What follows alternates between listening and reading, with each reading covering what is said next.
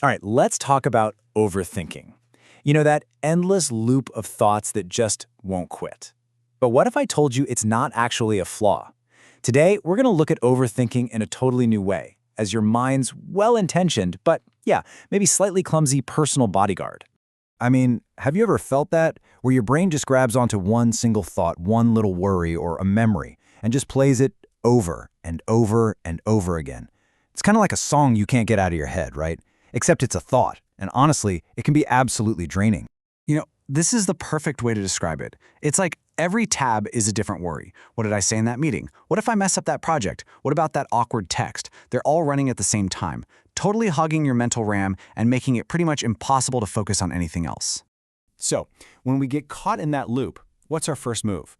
Usually, it's to get frustrated, right? We get mad at ourselves, we treat all that mental chatter like it's some kind of bug in our system, a personal failing that we just need to fix. And this is the question, isn't it? We've all been there, just wishing for an off switch. It comes from this place of total frustration. We start criticizing our own minds for not being quiet, for not doing what we want.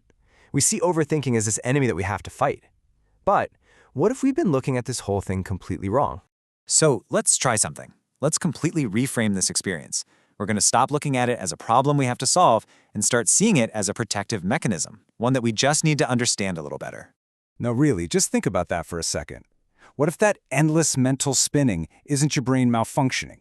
What if it's your brain doing exactly what it was designed to do, to keep you safe, just maybe a little too enthusiastically?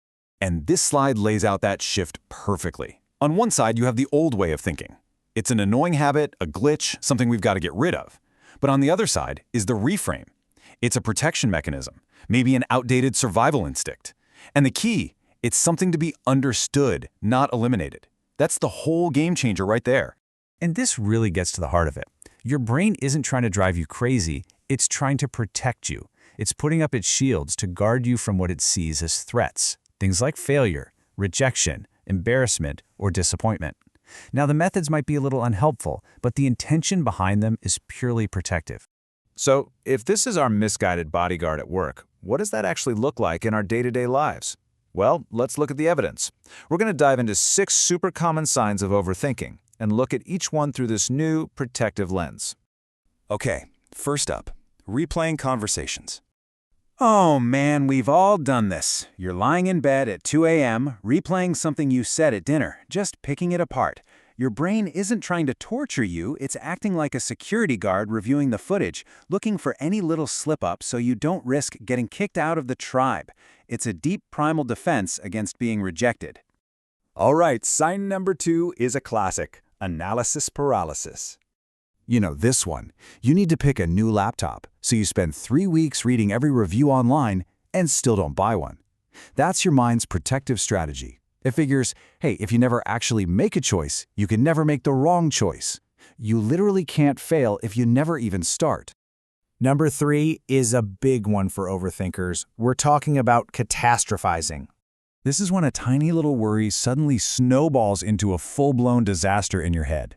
You see one typo in that important email right after you send it, and your brain jumps to, well, that's it, I'm getting fired. Your mind thinks that by imagining the absolute worst-case scenario, it can either prepare you for it or somehow control it.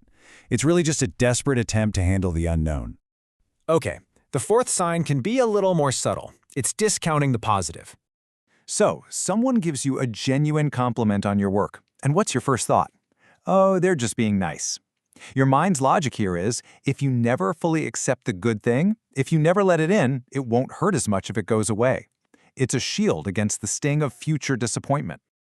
5th on our list, we have perfecting simple tasks. Ever spend like 20 minutes rewriting a 2-sentence email? Yeah, that. The task itself is easy, but your mind is working overtime to protect your self-image. It's defending you against the threat of looking silly or incompetent or making even the tiniest mistake. And finally, our 6th sign, ruminating on the past. This is when you get stuck on all the should-haves and could-haves. Your brain is basically digging through your memories with a magnifying glass, desperately trying to find a rule, a lesson, anything that will guarantee you never feel that same regret or pain ever again. It's looking for a safety manual for the future.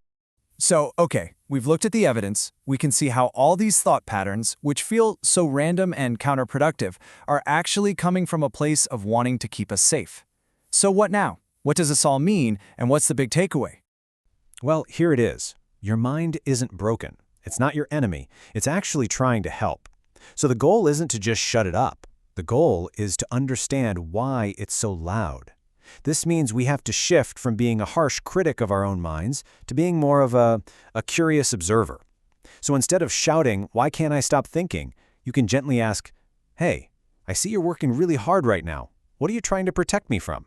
And really, that's the question I want to leave you with. Because asking this one simple thing can change your entire relationship with your thoughts. It stops the battle and starts a conversation.